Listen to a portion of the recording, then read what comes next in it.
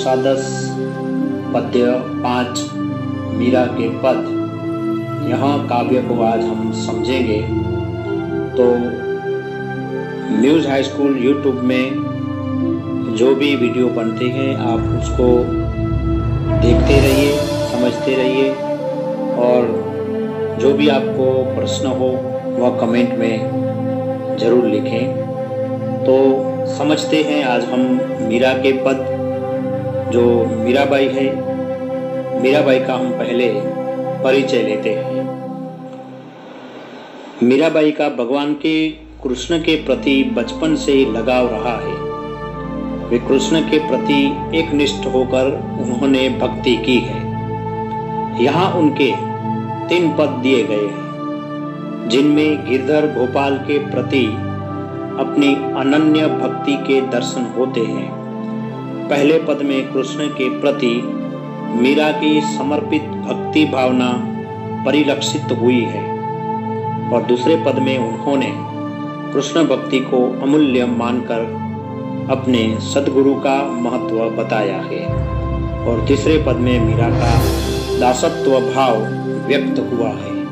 तो सबसे पहले हम जो मीराबाई है, मीराबाई का जीवन का परिचय हम लेते हैं। श्री कृष्ण के प्रेम की अनन्य गायिका मीरा का जन्म राजस्थान जोधपुर जिला के निकट कुड़की गांव नामक गांव में राव रतन सिंह राठौर के यहाँ हुआ था। 2 वर्ष की उम्र में उनके दादा दुदाराव उन्हें मेड़ता ले गए, क्योंकि मीरा की मां का देहावसान हो गया था। दुदाराव स्वयं वैष्णव भक्त थे। उस परिवेश के प्रभाव स्वरूप मीरा बचपन से ही कृष्ण भक्ति की ओर उन्मुख हो गई। इनका ब्याह राणा सांगा के ज्येष्ठ पुत्र कुंवर भोजराज के साथ हुआ था। विवाह के 7 वर्ष बाद भोजराज का स्वर्गवास हो गया। अब वे अपना अधिकांश जो समय था वह समय सत्संग एवं पूजा पाठ में बिताने लगी। पारिवारिक यातनाओं से व्यथित होकर विरक्त हुई मीरा तथा पहले वृंदावन और बाद में द्वारिका चली गई, जहां जीवन के अंतिम समय तक वहां पर रही। मीरा रचित पद मीरा पदावली के नाम से प्रकाशित रूप में प्राप्त है।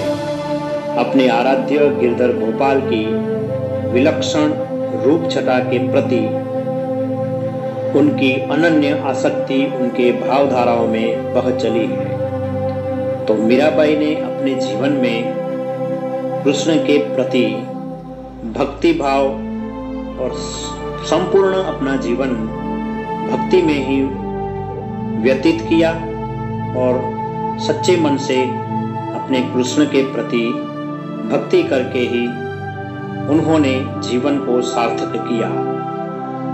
यहाँ संकलित पद में कृष्ण प्रेम दीवानी मीरा समग्र संसार को छोड़कर साधु संतों के साथ रहकर कृष्ण भक्ति में लीन हो जाती है और लौकिक मोह का त्याग करके अपने आराध्य कृष्ण के प्रति अनन्य भक्ति भाव में डूब जाती है।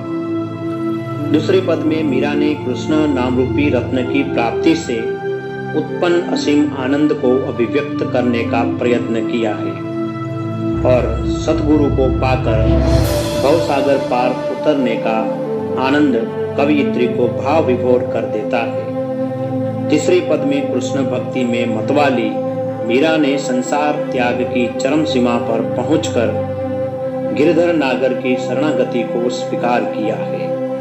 तो इस तरह से मीराबाई ने अपना संपूर्ण जीवन भक्ति में व्यतीत किया और अंत समय तक उन्होंने ये भक्ति मार्ग छोड़ा नहीं। तो ऐसी कृष्ण के प्रति उनकी सच्ची भक्ति थी। विद्यार्थी मित्रों, पहले हम मीरा के पद, इस पद का पठन करेंगे और इसको समझेंगे। मीरा के पद में जो मीराबाई ने जो पद लिखे हैं उनका हम पठन के साथ भावार्थ भी करते जाएंगे। मीराबाई कहती है, मेरे तो गिरधर गोपाल दूसरा न कोई साधो सकल लोक जोई। भाई छोड़िया बंधु छोड़िया सगा सोई। साधु संग बैठी बैठी लोक लाज हुई। भगत देख राजी हुई जगत देखिए रोई। असुवन जल सींच प्रेम बेली बोई। दधी मथी ध्रुत काढ़ी लियो डार दई छोई। राणा विष को प्यालो भेजियो पिय मगन होई। अब तो बात फैल गई जाने सब कोई। मीरा राम लगन लागी होड़ी होई सो होई।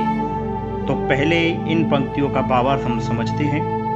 मीराबाई कहती है कि जिसने गिरी यानी कि पर्वत को उठा लिया था, वही कृष्ण मेरे जीवन के एकमात्र आधार हैं। हे महानुभावों, मैंने सारा संसार छान मारा, श्री कृष्ण के अतिरिक्त मेरा कोई दूसरा नहीं है। वे कहती हैं कि भगवान श्री कृष्ण के लिए मैंने अपने भाई बंधु सभी सगे रिश्तेदारों को छोड़ दिया है और साधु संतों के पास बैठ कर लोक लाज खो दी है। सांसारिक व्यक्तियों को देखकर मुझे रोना आता है और भगवान के भक्तों को देखकर मुझे आनंद होता है। गिरधर गोपाल के विरह में निरंतर बहते हुए आंसुओं के जल से मैंने इस प्रेम रूपी लता को रोपा है और सींचा है। वे कहती हैं कि जैसे कर घी निकालने के बाद मथानी को एक और रख दिया जाता है, वैसे ही मैंने इस भवसागर का मंथन कर श्री कृष्ण के प्रेम रूपी सार्वतत्व को एकत्र कर लिया है और सांसारिकता को किनारे रख दिया है। मीराबाई कहती है कि राणा ने जहर का प्याला भेजा था, पर उसे मैंने खुशी खुशी पी लिया। वे कहती हैं कि अब तो कृष्ण से उनके प्रेम की बात चारों ओर फैल चुकी है और इस बात की सबको जानकारी हो गई है। मीराबाई कहती है कि अब तो भगवान से उनकी लगन लग गई है, जो होना होगा वही होगा। इस तरह से दूसरे पद की बात करते हैं। दूसरे पद में मीराबाई ने कहा है कि पायो जी मैंने राम रतन धन पायो। वस्तु अमोलक दी मेरे सतगुरु कर कृपा अपनायो। जन्म जन्म की पूंजी पाई जग में सबे खोवायो। खर्च ही नहीं कोई चोर न लेवे दिन दिन बढ़त सवायो। सत की नाव खेवटियां सतगुरु भवसागर तरी आयो। मीरा के पद गिरधार नागर हरखी हरखी जस गायो। तो इसका भावार्थ हम समझते हैं। मीराबाई कहती है कि मैंने ईश्वर रूपी रत्न प्राप्त कर लिया है। मेरे सद्गुरु ने मुझ पर कृपा करके यह अनमोल रत्न मुझे दिया है। मैंने यह अनमोल रत्न अपना लिया है। मैंने इस संसार में अपनी लाज त्याग दी है और अब जन्म जन्मांतर की यह पूंजी पा ली है। यह ऐसी पूंजी है जो न तो खर्च होती है और न कोई चोर इसे चुरा सकता है। इतना ही नहीं, इसमें रोज सवाई वृद्धि होती रहती है। मीराबाई कहती है कि सच्चाई की इस नाव पर सवार होकर मैंने अपने सद्गुरु रूपी खेवनहार के साथ संसार रूपी सागर पार कर लिया है। मीरा खुश होकर अपने भगवान कृष्ण का गुणगान करती है। तो इस तरह से दूसरे पद में मीराबाई ने बात की है। अब हम पद तीसरा समझते हैं। पग घुंघरू बांध मीरा नाची रे। पग घुंघरू लोग कहे मीरा भई बावरी। सास कहे कुल नासी रे। जहर का प्याला राणा जी ने भेजा। पीवत मीरा हंसी रे। मैं तो अपने नारायण की हो गई आप ही दासी रे। मीरा के प्रभु गिरधर नागर बेग मिलो अविनाशी रे। तो इसमें मीराबाई कहती है मीराबाई भगवान कृष्ण के प्रेम में दीवानी हो गई है। वे अपना सब कुछ भूल गई है। वे अपने पैरों में घुंघरू बांधकर भगवत भक्ति में लीन होकर नाच रही है। लोग मीराबाई का यह रूप देखकर कहते हैं कि वह पागल हो गई है। मीराबाई की सास कहती है कि वह उनके कुल का अस्तित्व समाप्त करने वाली कुलनाशिनी है।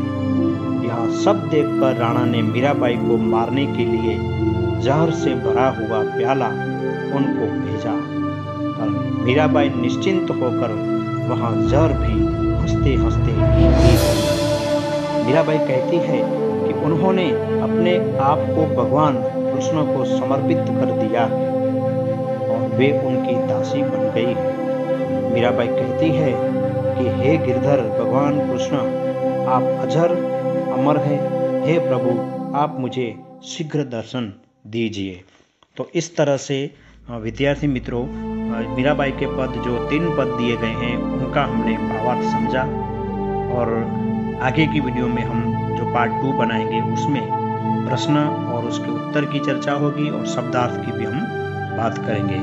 तो ये आज का यहाँ टॉपिक हम यहाँ पर समाप्त करते हैं। फिर दूसरे पार्ट में मिलेंगे। तब तक के लिए मैं आपसे इजाज़त लेता हूँ। नमस्कार।